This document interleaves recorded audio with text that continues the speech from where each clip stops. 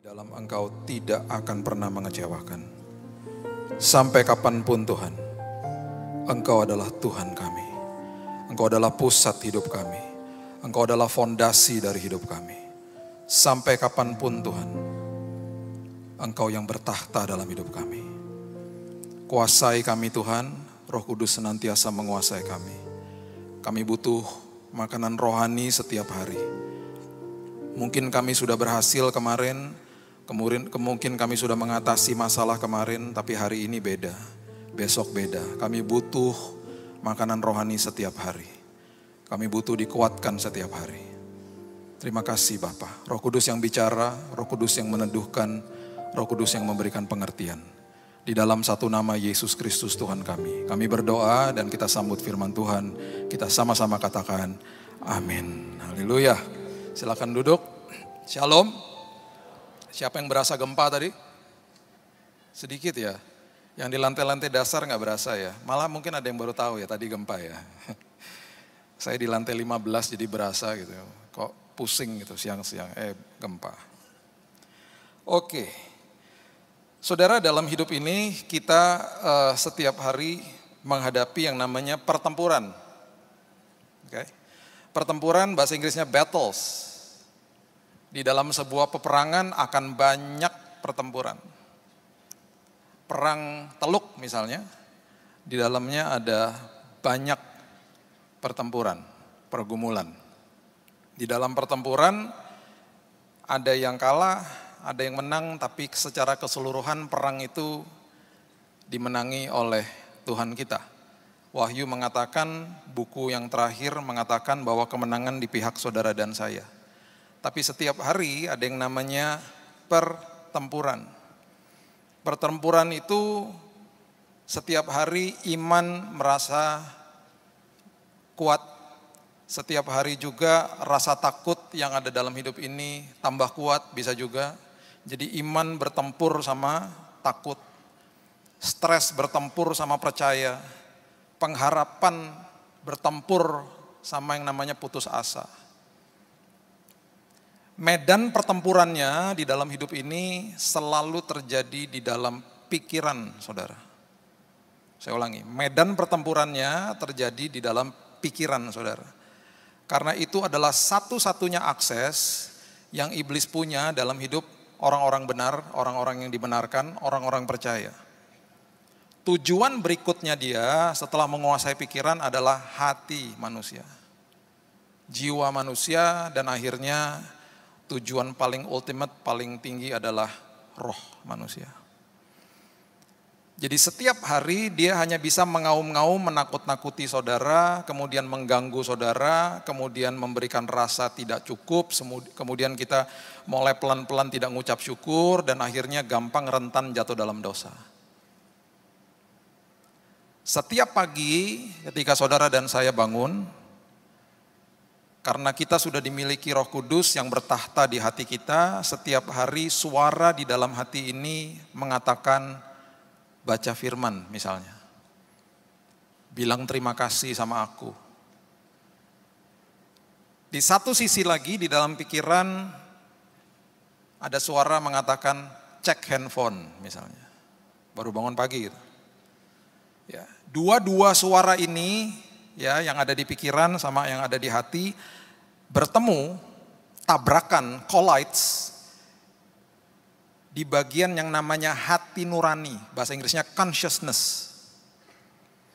Yang mengambil keputusan di hati nurani bukan Tuhan, bukan iblis. Siapa? Saudara dan saya. Itu baru bangun pagi loh. Baru bangun pagi, baru melek, sudah langsung diperhadapkan, disodorkan sama keputusan. Bayangkan, kita akan menghadapi ratusan keputusan sepanjang hari. Hidup ini diciptakan tubuh, jiwa, dan roh. Nanti saya peragakan kepada saudara supaya saudara lihat visualnya.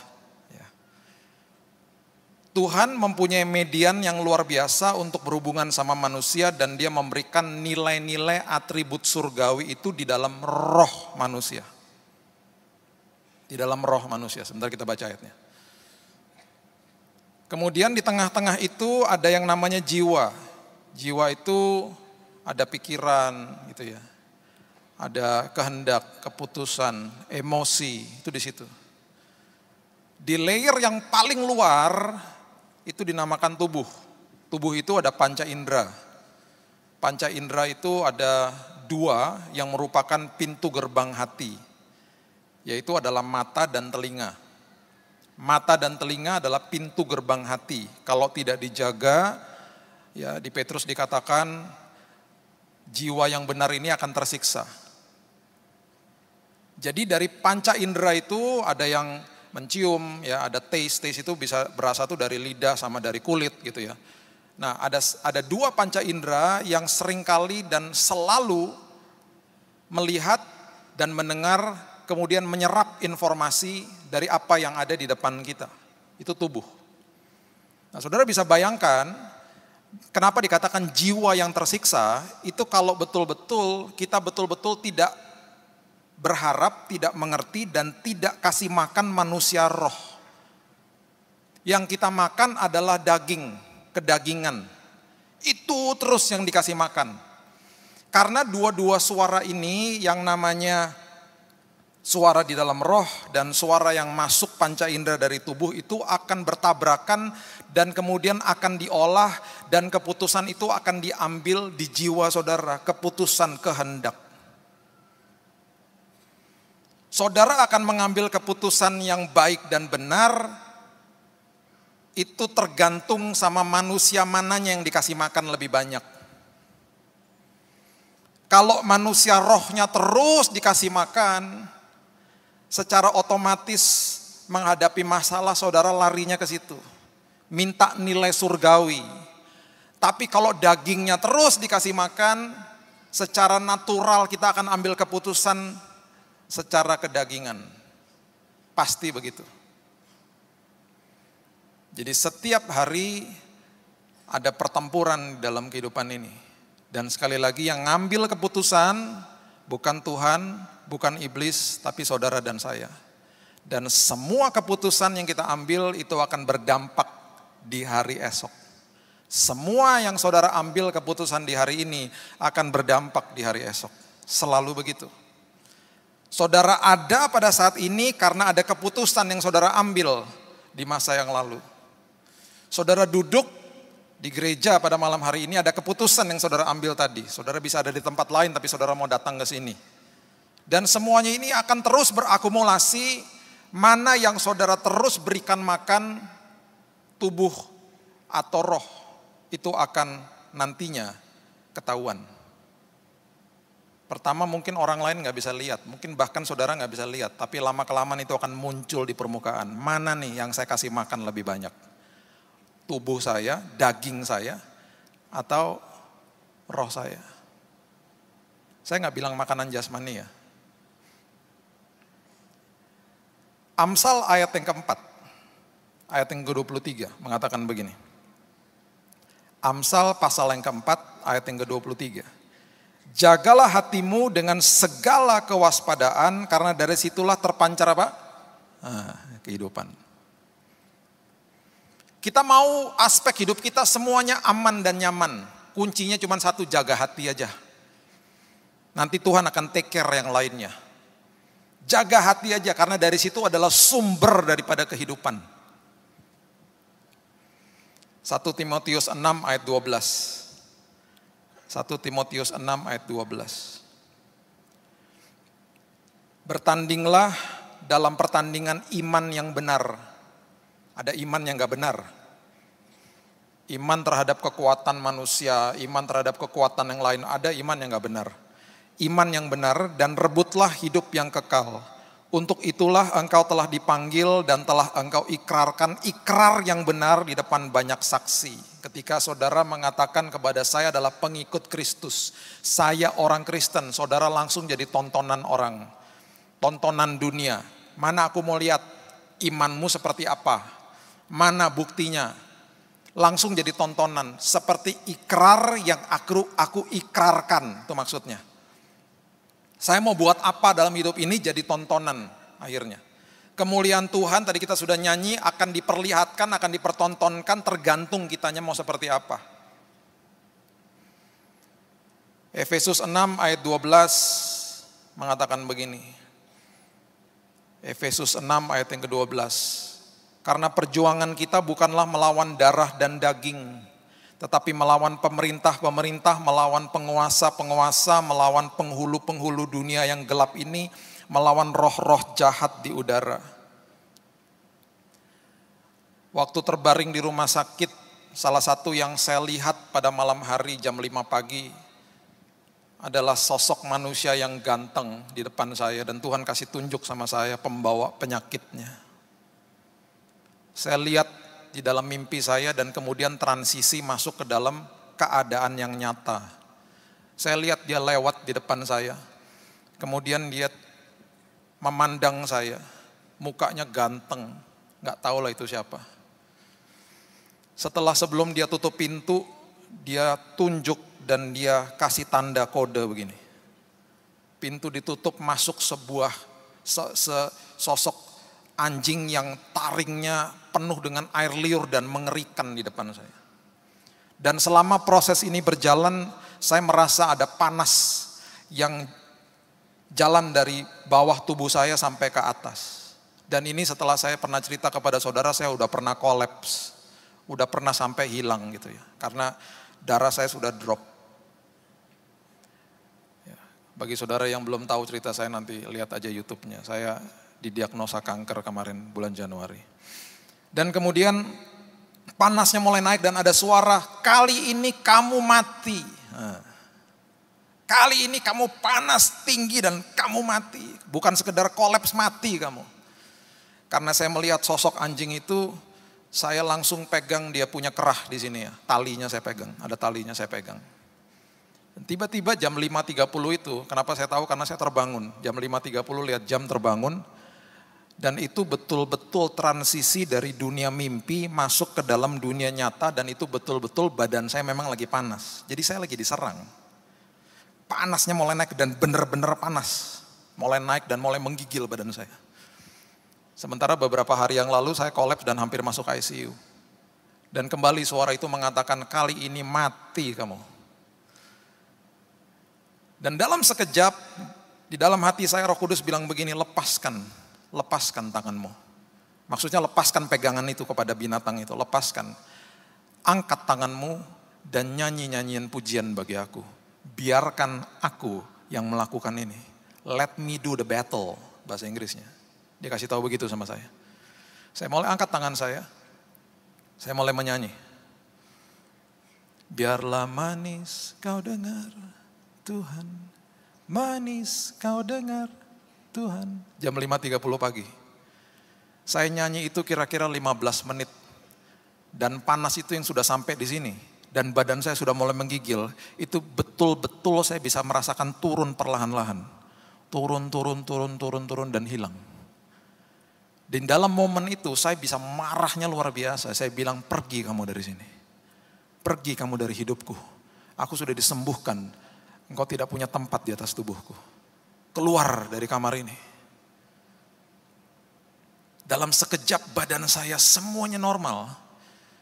Jam 6 pagi persis setelah setengah jam kejadian itu, suster masuk ke kamar. Dia taruh mesin, dia hook up ke badan saya. Dia pasang suhunya 36,8, normal. Suster gak pernah tahu barusan terjadi apa. Saya juga gak cerita ke dia. Siangnya waktu istri saya datang, saya kasih tahu, saya ceritakan.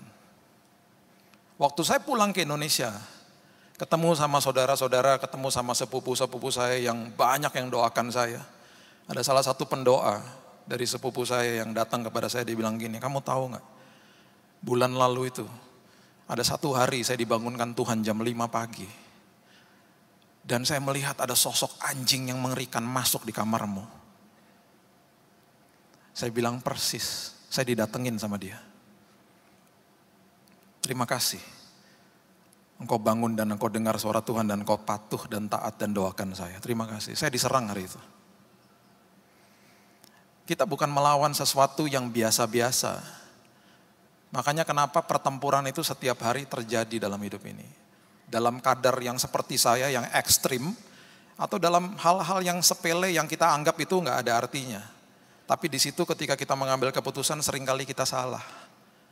Karena setiap hari dia akan mengaum-ngaum di pikiran saudara. Dan dia tidak pernah stop. Jadi jangan berani-berani stop baca firman. Jadi jangan berani-berani stop doa. Jangan mentang-mentang kemarin sudah oke, hari ini berarti kita leha-leha. Bukannya berarti kemarin ketika saya sudah menerima kesembuhan, sekarang saya nyantai-nyantai. Oh tidak.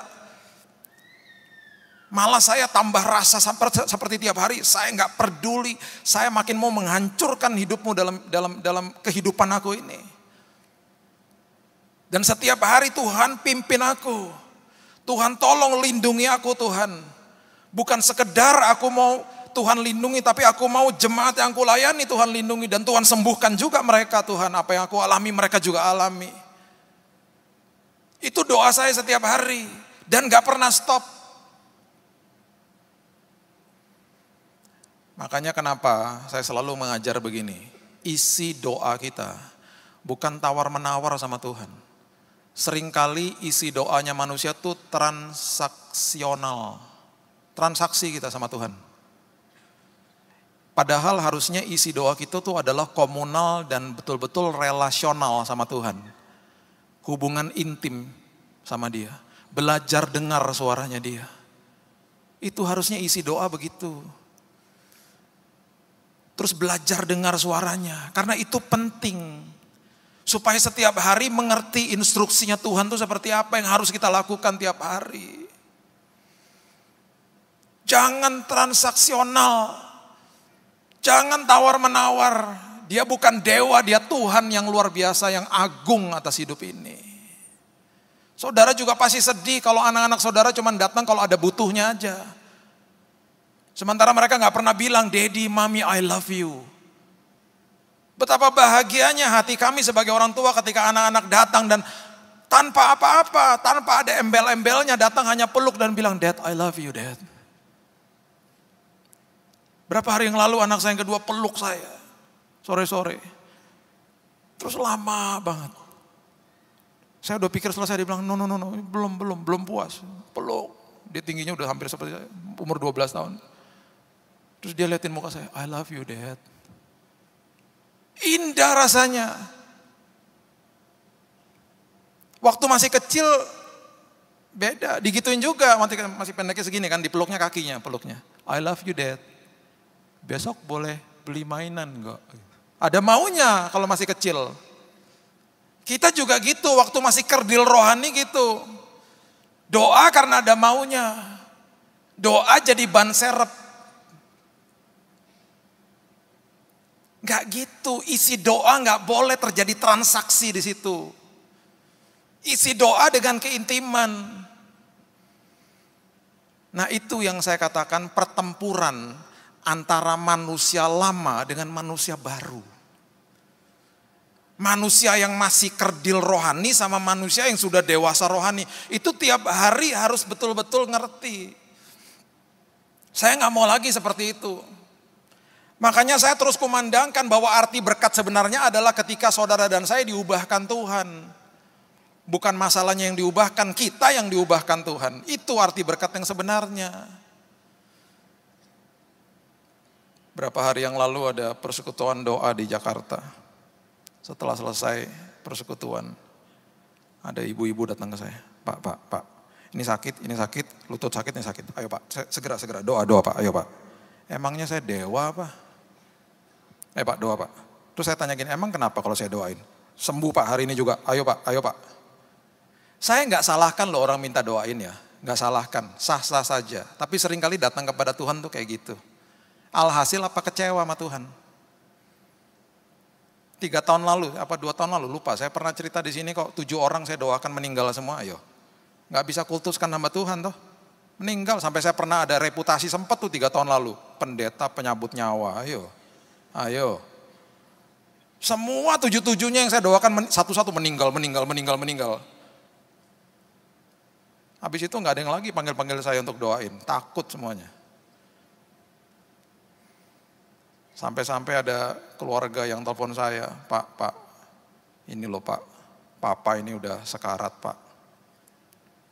Kita udah keluarkan uang banyak, sekarang udah home care aja di rumah Pak. Gini loh Pak, kita udah berembuk sekeluarga Pak. Kita mengundang Bapak ke rumah.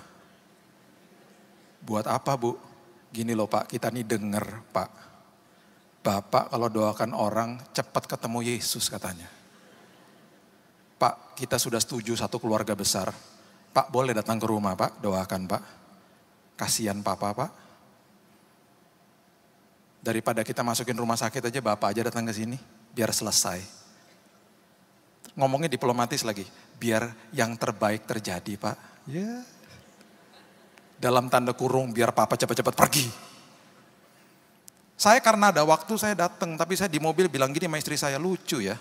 Pendeta biasanya dipanggil untuk doa kesembuhan, ini doa kematian. Sampai di sana minta izin, boleh saya tiduran di samping papamu, di tempat tidur soalnya. Boleh Pak, monggo silakan. Saya peluk, Om doa ya Om. Ayo nyanyi semuanya. Papanya bilang gini, yang saya lihat tadi datang bukan kamu sama istrimu, lebih dari 2. Keluarganya kisruh, malaikat penjemput, malaikat penjemput. Ampun. Imannya kayak begitu.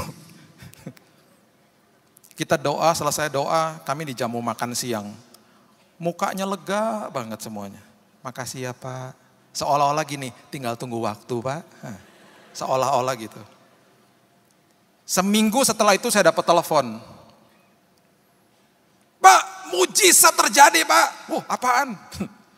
Papa sembuh total Pak. Sembuh total. Dan dia udah bisa jalan-jalan, kami ajak-ajak ke mall. Sekarang jalan Pak, udah luar biasa pulih Pak. Saya bangga dong, saya bilang sama istri saya, si Om sembuh loh. Istri saya tahu bilang apa? Luar biasa, pasien pertama sembuh. Yang lainnya meninggal semua. Ayo. Gak bisa kultuskan hamba Tuhan. Tuhan punya kedaulatan yang luar biasa. Amin. Nah ini yang saya mau beritahu kepada saudara. Ingat, ini camkan betul-betul. Ya, Tuhan adalah Tuhan yang penuh mujizat. Setuju? Oke. Perhatikan ini. Ketika saudara butuh mujizat, ketika kemarin saya butuh mujizat, dia bisa lakukan mujizatnya dengan mengembalikan tangan. Blek, terjadi mujizat. Segampang itu. Saudara lagi dalam hutang yang besar, Tuhan bisa langsung kasih bereskan hutang saudara. Gampang, bagi Tuhan tidak ada yang sulit. Tapi ada satu, dia bisa lakukan tapi dia tidak akan lakukan. Apa? Paksa saudara berubah. Saya ulangi ya, dia tidak akan pernah paksa saudara berubah. Dia menghormati yang namanya kebebasan untuk memilih. Makanya yang mengambil keputusan saudara. Dia punya kuasa nggak mengubahkan hidup saudara? Oh punya. Dia tidak akan paksa saudara berubah. Makanya cerita ketika dia berjalan dengan murid di Emmaus, ya di Emmaus. Dia, Alkitab mengatakan dia berjalan dan seolah-olah ingin meneruskan perjalanan. Nah, berarti ada satu sisi yang luar biasa yang dia ingin sekali diundang masuk ke dalam rumah. Untung puji Tuhan diundang masuk rumah. Dan akhirnya muridnya lihat dia. Setelah dilihat, mereka lihat, dia hilang dari tampak mereka. Jadi dia tidak akan paksa saudara. Nah ini kebenarannya. Kesembuhan saya kemarin percuma kalau saya tidak diubahkan Tuhan. Makanya seringkali mujizat tidak terjadi karena kitanya nggak mau berubah. Kitanya masih manusia lama. Kita cuma doa-doa minta mujizat, tapi nggak pernah mau berubah. Kita minta mujizat, tapi kita nggak tanya Tuhan apa lagi ya yang harus aku berubah. Makanya kemarin ketika terbaring sakit saya bilang Tuhan apa lagi yang harus diubah. Ya tulis satu-satu. Salah satunya Tuhan bilang gini, beli gitar, kamu tuh bisa main gitar. Udah lama kamu gak main-main gitar di rumah. Dulu kamu main gitar, ayo. Yang kedua, salah satu dikasih tahu lagi gini, kenapa sel grup di rumah, FA ya kalau di sini ya. Saya punya sel grup di rumah, kenapa berapa tahun lalu kamu stop? Itu teman-teman kamu itu yang datang ke rumah sekarang hilang semuanya. Ayo buka lagi sel grup di rumah, tulisin satu-satu. Mesbah keluargamu gak bisa seperti dulu. Ayo nanti setelah selesai semuanya, mesbah keluarganya lebih dalam lagi, sharing-sharingnya lebih dalam lagi. Lamain dikit perjamuan sekalian sama anak-anak. Tulis lagi, oke Tuhan, oke Tuhan, oke Tuhan. Setelah beres semuanya, mujizat tinggal balikin tangan kok. Tergantung saudara dan saya. Makanya ketika orang datang ke saya ngomong gini, Pak doain Pak, saya lagi ada banyak hutang Pak. Kalau dianya gak berubah, percuma. Saya bilang, Bu, Pak berubah dulu ya. Nanti Tuhan kasih, ya Tuhan berikan. Kalau gak berubah nanti dikelolanya berantakan lagi. Karena Tuhan adalah Tuhan yang menjawab kebutuhan, bukan keinginan. Saya ulangi, Tuhan adalah Tuhan yang menjawab kebutuhan, bukan keinginan. Saya ingin disembuhkan pasti. Tapi kebutuhan yang paling utama adalah aku diubahkan Tuhan. Ketika saya berubah, kesembuhan otomatis. Bagi saya kesembuhan itu bonus. Saya mengatakan saya diberkati Tuhan bukan karena kesembuhannya. Saya diberkati Tuhan karena saya diubahkan sama Tuhan. Ngerti ya maksudnya? Makanya di dalam perjalanan hidup, pastikan kita ini berubah setiap hari. Mujizat tinggal balikin tangan kok. Makanya Tuhan tidak akan pernah paksa manusia. Sebelum waktunya berjalan terus, saya undang coba 3 orang ke sini. Sudah siap? 3 pria coba. Saya mau kasih lihat ini kepada saudara ya.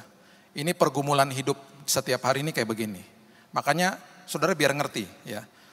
Coba bisa berdiri di sini. Sebelumnya coba saudara baca dulu ini ya. Ya baca dulu ini. Buka bersama-sama saya di Roma, pasalnya yang ke-7, ayat yang ke-22 dan 23. Roma pasal yang ke-7, ayat 22 dan 23. Sebab di dalam batinku aku suka akan hukum Allah, tetapi di dalam anggota-anggota tubuhku aku melihat hukum yang lain yang berjuang melawan hukum akal budiku. Dan yang membuat aku menjadi tawanan hukum dosa yang ada di dalam anggota-anggota tubuhku. Ya, aku suka sama hukumnya Tuhan, tapi aku sepertinya kayak dicengkeram gitu, susah mau berubah. Ya. 2 Korintus 3 ayat yang ketiga. Ini ayat yang penting sekali saudara harus mengerti. Karena telah ternyata bahwa kamu adalah surat Kristus yang ditulis oleh pelayanan kami, ditulis bukan dengan tinta tetapi dengan roh dari Allah yang hidup, bukan pada loh-loh batu lagi, tapi kebenaran itu ditulis di mana? Melainkan pada loh-loh daging, yaitu di dalam hati manusia, diletakkan di dalam rohnya manusia. Jadi kebenaran itu sudah diletakkan di dalam hatinya manusia. Saya cuma mau kasih contoh aja kepada saudara ya. Berarti apa? Kasih sudah dikasih, kekudusan sudah dikasih, iman sudah dikasih. Itu tinggal diperkatakan supaya termanifestasi dalam hidup. Jadi kurang tepat kalau orang Kristen berdoanya begini, Tuhan berikan aku kasih-Mu. Udah ada. Tuhan aku memperkatakan kasih-Mu, kemurahan hati itu terjadi atas hidupku. Contoh ya, coba di sini. Bertiga di sini. Nah, ini layer yang paling dalam ya. Ngadepnya ke sana aja. Jangan malu-malu sih. Ya, ngadep sini. Oke. Ini layer yang paling dalam. Roh. Semua diletakkan di roh. Ya. Nah ini yang paling stres, karena ini jiwa. Ini diapit sama roh, sama yang namanya tubuh. Ya. Ini tubuh. Ganteng tubuhnya ya. Ini tubuh. Ini layer yang paling luar. Ya. Ini yang saya katakan tadi, menerima semua informasi. Bertobat, ya, bertobat. Pertobatan terjadi, semua Tuhan kasih, Tuhan letakkan di roh. Oke? Terjadilah pertempuran hidup. Kita contoh aja, ya, contoh. Satu hari, kehidupan ya. Satu orang ini ya. Ini sebenarnya satu orang, dalamnya ada 3 nih pokoknya ya. kehidupan ini mengalami yang namanya disakiti hatinya. Dia datang, dia beribadah ke satu tempat, dia disakiti sama temannya di gereja. Nah, ya. Ketika disakiti, yang namanya hati nih ya di dalam sini ya, dia kan harus mengambil keputusan. Dia bilang gini, Tuhan, aku udah belajar firman loh Tuhan.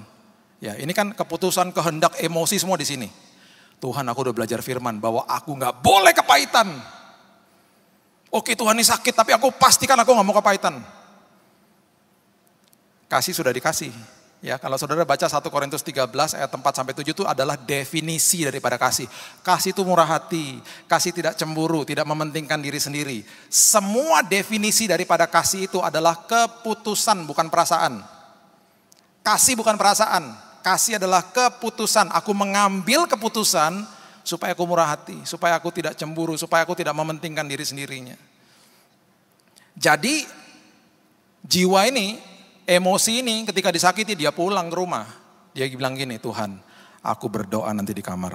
Aku mau melepaskan pengampunan bagi orang itu. Nyebelin itu orang tadi Tuhan. Kasarnya luar biasa tadi ngomongnya. Oh dia berdoa. Dia berdoa. Di dalam roh sudah dikasih yang namanya kasih. Ini contoh ya, kasih. Semua dikasih. Iman, kekudusan, damai sejahtera. Diletakkan di roh sama Tuhan. Karena ini median yang Tuhan bisa berhubungan dengan manusia di roh. Nah ini tugasnya kita setiap hari. Jiwa ini punya tugas yang luar biasa. Makanya Alkitab mengatakan kalau tidak jaga panca indera, jiwa yang benar tersiksa. Jiwa ini bisa tersiksa. Karena dia harus mengambil keputusan setiap hari. Dia bilang begini, ini doa yang tepat begini. Tuhan, terima kasih, kasih sudah diberikan. Aku mengambil keputusan untuk melepaskan pengampunan bagi orang itu. Ya. Melepaskan pengampunan bagi orang itu. Minggu depannya ke gereja. Dia bilang gini, aku yang penting udah ngampuni tadi di rumah, enak doanya. Pasti kalau ketemu dia pasti gak apa-apa. Nyembah Tuhan dalam gereja. Terima kasih Tuhan. Lagi pujian penyembahan. Worship leader katakan, berikan salam kanan kiri. Kita kayak gini. Orangnya di sebelah kita, duduk sebelah kita. Mulai mangkel lagi, mulai kesel. Wah rasanya tiba-tiba begini, kok tadi pas di rumah doa kok enak ya. Pas ketemu orang ini lagi kok kesel banget, apalagi lihat mukanya. Jiwa pas pulang doa lagi. Gak gampang makannya. Gak gampang, gak langsung jadi instan. Makanya itu yang saya katakan, doa itu gak bisa stop. Dengar firman gak bisa stop. Ini doa lagi. Ini kan tubuhnya menyerap segala sesuatu, dia lihat, dia dengar, ini kan semuanya masuk sini, makanya dia paling tertekan ini yang namanya jiwa. Dia dapat informasi dari roh yang luar biasa, dia juga dapat hal-hal yang negatif dari tubuh. Nah ini yang saya kasih tahu tadi saudara, saudara terus kasih makan rohnya. Baca firman, hubungan intim, dengan mendahulukan Tuhan di atas segalanya, ini terus terisi. Dan ketika doa ini makin menguatkan, makin menguatkan, makin menguatkan. Ini tugasnya jiwa adalah supaya apapun yang sudah diletakkan di dalam roh ini pindah menguasai jiwa. Dan akhirnya menguasai yang namanya tubuh. Ini kan gak terjadi 1-2 hari. Ini tugas. Tugasnya jiwa ambil keputusan setiap hari. Dan ini tidak dilakukan sama Tuhan, tidak dilakukan sama iblis. Tugasnya manusia. Dan kita memang bisa minta kekuatan dari Tuhan. Doa lagi di rumah. Wah pas udah doa rasanya pasti enak kalau doa. Minggu depan aku gak mau datang ibadah pagi ya. Karena tuh orang suka datang juga kalau ibadah pagi. Udahlah aku sore aja. Datang ke Nginden jam 5 aja lah. Lagi nyembah Tuhan enak-enak jam 5. Tiba-tiba gak tahu gimana kita lihat tuh orang duduk di depannya kita. Kita kesel lagi, gimana sih Tuhan? Saya udah berusaha menghindar dari dia ada lagi tuh orang. Jadi apapun yang diserap sama tubuh, ya masuk ke dalam jiwa, itu nggak langsung jiwanya langsung berubah, bisa termakan lagi. Ini jiwa lakukan doa terus menerus. Satu hari, ketika dia ada di dalam gereja, dia masuk ke dalam gereja, dia lihat itu orang yang dia sebel, ada jalan jauh. Tiba-tiba hatinya gini, lah kok aku ada belas kasihan ya? Lah, kok aku udah oke ya? Itu hari adalah hari di mana jiwa ini sudah dikuasai sama roh, sama kasih yang sebenarnya. Tubuhnya pasti sehat. Tubuhnya gak ada penyakit karena sehat. Karena hidupnya gak ada sakit hati, gak ada kepahitan. Di hari itu dengan bangga orang ini disebut lebih daripada pemenang. Itu gak terjadi 1-2 hari. Itu adalah tangisan, tabur, sabar, bertahan. Itu makanya harus mengambil keputusan di dalam jiwa ini. Sekali lagi ya, modalnya udah dikasih loh, diletakkan di dalam roh. Apapun yang masuk lewat tubuh dan semuanya bersarang di sini, pastikan yang diberi makan rohnya. Ini terus dikasih makan. Lama-kelamaan ini akan menguasai jiwa dan lama-kelamaan menguasai tubuh. Berikan tepuk tangan untuk teman-teman kita. Silakan masuk. Makasih. Saudara, saya akan tutup dengan cerita ini. Markus pasal yang kedua. Markus pasal yang kedua. Ayat yang pertama sampai keempat. Markus pasal yang kedua maksud saya, ayat yang pertama sampai keempat. Kemudian sesudah lewat beberapa hari, waktu Yesus datang lagi ke Kapernaum, tersiarlah kabar bahwa ia ada di rumah. Maka datanglah orang-orang berkerumun sehingga tidak ada lagi tempat, bahkan di muka pintu pun tidak. Sementara ia memberitakan firman kepada mereka, ada orang-orang datang membawa kepadanya seorang lumpuh digotong oleh 4 orang. Tetapi mereka tidak dapat membawanya kepadanya karena orang banyak itu, lalu mereka membuka atap yang ada di atasnya. Sesudah terbuka mereka menurunkan tilam tempat orang lumpuh itu terbaring. Mereka ini, ya, kelompok ini, 4 orang dengan temannya yang lumpuh di atas tilam. Mereka punya keinginan. Keinginannya apa yang saya katakan tadi? Mujizat Tuhan. Supaya orang lumpuh ini ketemu sama Yesus dan setelah itu orang lumpuh ini disembuhkan. Karena mereka sudah pasti dengar banyak cerita bahwa Yesus menyembuhkan, Yesus melakukan mujizat dan lain sebagainya. Ini kalau saya ada di grup ini, datang rumah Tuhan tempat ibadah sudah penuh. Saya pasti bilang sama teman-teman saya, pulang. Aku malas sudah pulang. Karena udah gak bisa masuk. Bahwa orang lumpuh kok udah terlalu padat. Apalagi sampai naik ke atas atap. Ngapain?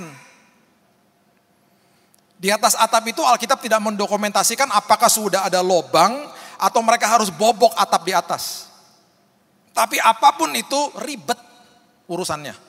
Repot. Kalaupun sudah ada lobangnya pun tetap orang lumpuhnya itu kan harus dinaikin ke atas. Resikonya besar. Lagi dinaikin pakai tali, tiba-tiba dia jatuh, udah lumpuh tambah lumpuh lagi.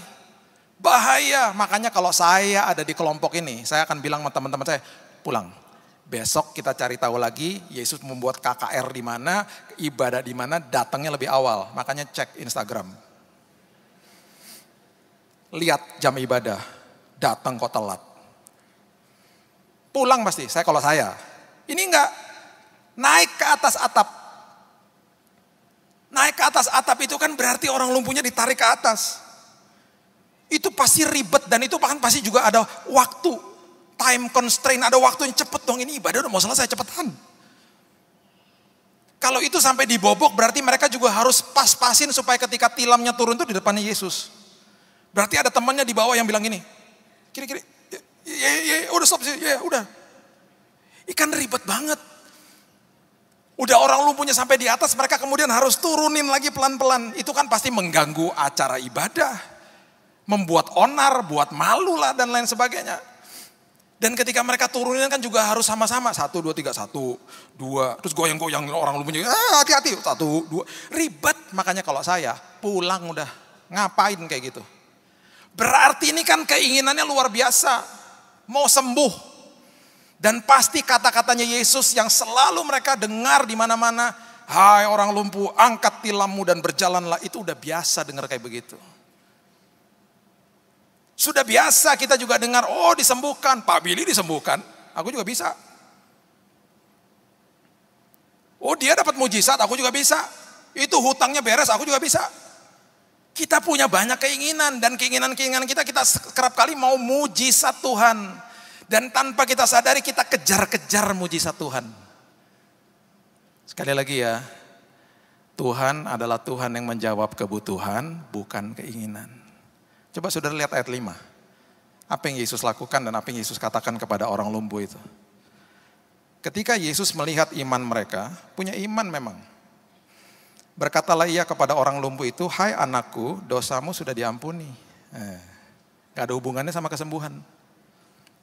Itu kalau di film kartun, bunyinya gini, soundtracknya gini. Ngek, ngek, ngek, ngek. Penonton kecewa. Itu pasti orang lumpuhnya kasih tahu sama teman-temannya, lu udah bilang gak, butuh kesembuhan bukan dosa diampuni. Salah doanya. Ini loh yang saya mau beritahu kepada saudara.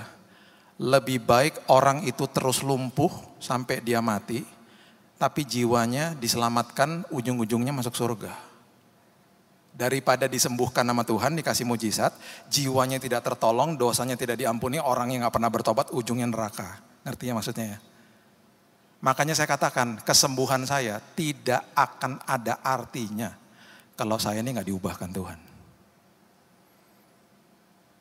Setelah dosanya diampuni, karena rupanya cek dan recheck lagi orang ini belum bertobat. Kalau saudara baca cerita nanti di rumah, di ujung daripada perikop ini, orang lumpuh ini disembuhkan dan orang-orang takjub melihatnya. Tapi sebelumnya apa? Kebutuhannya dijawab dulu. Karena Tuhan adalah Tuhan yang menjawab kebutuhan, bukan keinginan.